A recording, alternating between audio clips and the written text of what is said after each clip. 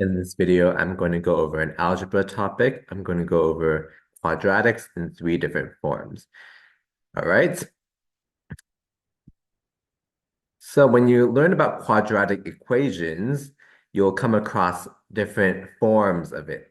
What that means is just that it's the same quadratic, the same parabola, the same function, but you represent it in three different ways. Okay. You probably first learned about standard form. This is y equals ax squared plus bx plus c. Okay. Everything's just expanded out basically. You later learn about factored form, where it looks something like x plus something, x plus another something like that. So I just use these Greek letters alpha and beta, gamma and delta to just represent it over here. Okay, don't worry about these letters if you don't know them. I'm just showing that you basically have a product of two things. Okay, x plus something, x minus something, or x plus something again. Okay. The vertex form looks something like this. Y equals a times x minus h squared plus k. Okay? These are just three different representations of the same thing. Okay?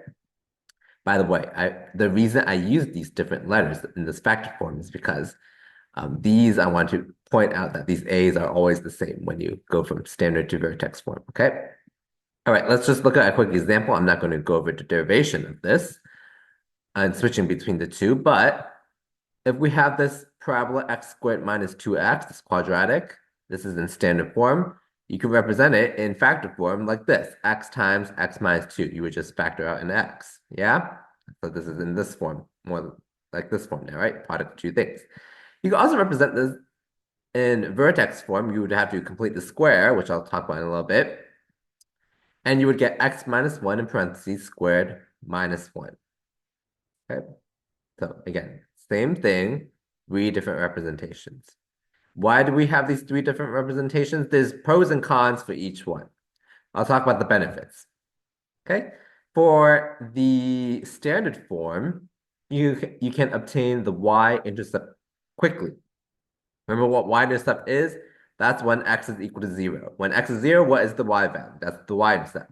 So when we plug in x is 0, 0 squared is 0. 0 times a is 0, right? So that would go away. 0 times b would be 0. So these two terms go away. You're left with c. The y-intercept is c. That's the benefit of standard form. Factored form, you obtain the roots or zeros quickly, or you obtain the x-intercepts quickly.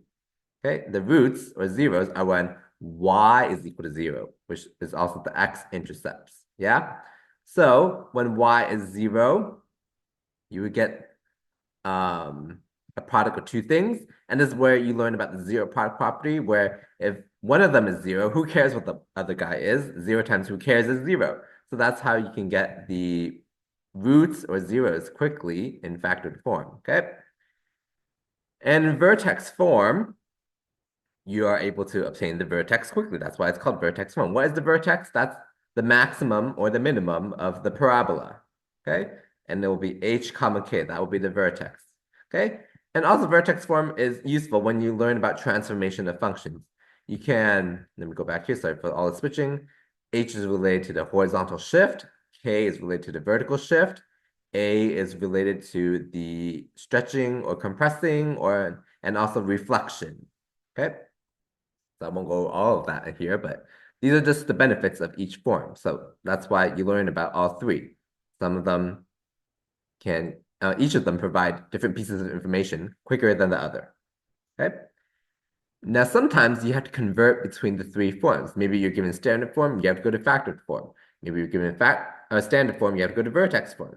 Maybe you have to go the other way, so vertex to standard or factored to standard. Or maybe you even have to go to factored to vertex or vertex to factored. So how do we do that? Well, our reference point is always standard form. I'll say that, okay? So to go from standard to factored, you factor. You could go from standard to vertex, you would complete the square, okay? Now to go from factored to standard, you just expand, and same thing from vertex to standard, you would expand. I'll go over an example in a bit, okay? I'll hopefully solidify this. Now to go from factored to vertex, notice I don't have an arrow pointing this way and what to do. So you would have to take the long routes. You would have to first go to standard, and then you go to vertex. So you expand and then complete the square. Okay? To go from vertex to factor, similarly, there's no direct arrow, so you would have to expand it out first and then factor to get to factored form. Okay, so let's go over an example converting between three forms. Okay, so from standard to factored, let's say we have y equals x squared plus 2x minus 8. Okay, so we want to factor. That's why it's called factored form. So what two numbers multiply to -8 but add to 2? That is 4 and -2. So we can factor it as x plus 4, x minus 2. The 4 and the -2 right there. Okay. Okay, we're going to take the same standard form. We're going to go to vertex form. Okay, we're going to see that all of them will, when we convert between all the three, we'll always get the same thing. Okay, whoops. So we have to complete the square. What's the procedure to complete the square? We want standard form first. We need to make sure this coefficient out in front of the x squared is equal to 1, which in this case it is. So we can proceed. Otherwise, we have to factor it out. Okay. In this case, it is. So let's do the procedure. We take this b, we divide by 2, and we square it. Okay. We want to add complete the square term. Okay. We can't just add it, though. We have to subtract it back right away. Okay. Otherwise, we'll be changing the parabola, the function, the quadratic. Okay. Pretend this guy is not here.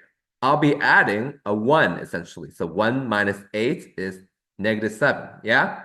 So when we simplify, it'll be x squared plus 2x minus 7. That's not the same thing as this original guy. So you have to remember to subtract the term you added back right away so as to not change the original guy. This is just a little hack to algebraically manipulate it such that we can factor into a complete square. That's why it's called complete square, by the way, in a little bit.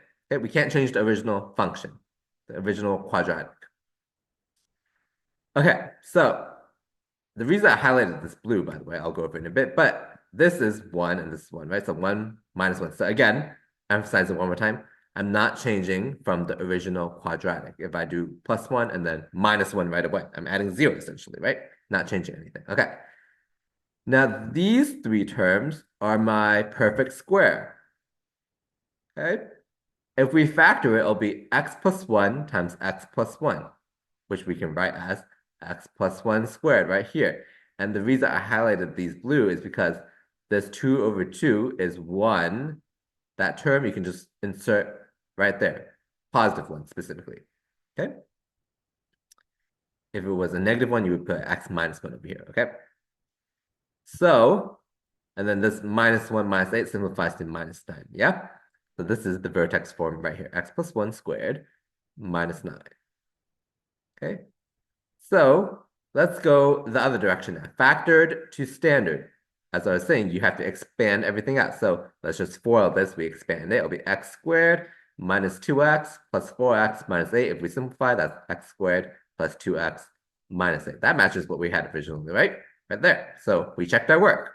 We confirmed that our factored form was correct. Similarly, to go from vertex to standard, you would have to expand this guy out. So it'll be x squared plus 2x plus 1 minus 9. Yeah, and then plus 1 minus 9, that's minus 8. That again matches. Okay. And as I was saying, to go from factored to vertex, you would first go from factored to standard first by expanding. And then from standard, you go to vertex by completing the square, which we already did in the previous slides. Yeah, so I didn't show that here, but this is the procedure to go about it. Okay. I think I'm missing a slide somewhere. Let me find where it went. Unless I accidentally deleted it, which might have been the case. I think I did. Okay. But so, okay, let me just do it live here. The 1F vertex to factor. Okay. So if we start from here, let's see how I make my slides. Okay. We want to go from vertex to factor. So you would have to first, why is it italicized? This is our final answer, by the way. Okay. Let me put that there.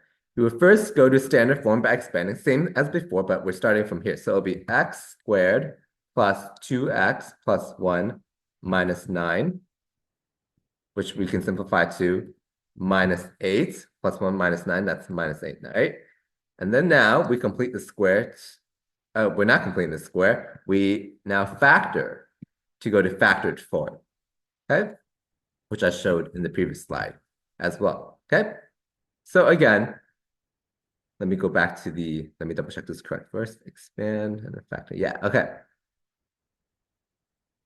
To go from standard to factored, you factor as per the name. To go back the other way, you expand. Standard to vertex, you complete the square. To go back the other way, you just expand. There's no direct way to go from factor to vertex or vertex to factor, so you have to go to standard first. Okay? Okay, now let me show you the benefits of the three forms once again. Let's take that exact quadratic parabola again. In standard form, it's x squared plus 2x minus 8. Yeah, so as I was saying, we can quickly get the y-intercept because it's just the c value. It's negative 8. So the y-intercept is 0, comma, minus 8. Okay? And also, we can use the fact that since this a is positive, a equals 1 here, a is positive. So when a is positive, the parabola opens upward like this, okay? So we have a y-intercept there. In factored form, if we use the zero product property, so 0 equals x plus 4, x minus 4. So x plus 4 equals 0, which means x is negative 4. Or x minus 2 can be 0, which means x is 2. Okay? Those are our zeros or our x-intercepts. Minus 4, 0, 2, 0, right there. Okay? So you can see the benefit of factor form. You can quickly get it out, minus 4 and 2. In vertex form, the vertex is negative 1, comma, negative 9 here. So you can graph that point as well, okay? And in terms of transformations, if you know that, from x squared, the parent function, it's shifted to the left by 1 and down by 9, which makes sense. The vertex is at minus 1, minus 9, okay? A is 1, so there's no stretching or reflection over here. Or reflecting, I should say. Okay? So we can quickly sketch the parabola like that with these three different forms. Again, giving different pieces of critical information to help us sketch it. Okay? Hopefully this video was helpful, especially if you got confused by how to convert between the three. Here, once again, is the technique. You need to know standard to factored and standard to vertex or the other direction, but factored to vertex, just go to standard form first. That's probably the easiest way to do it.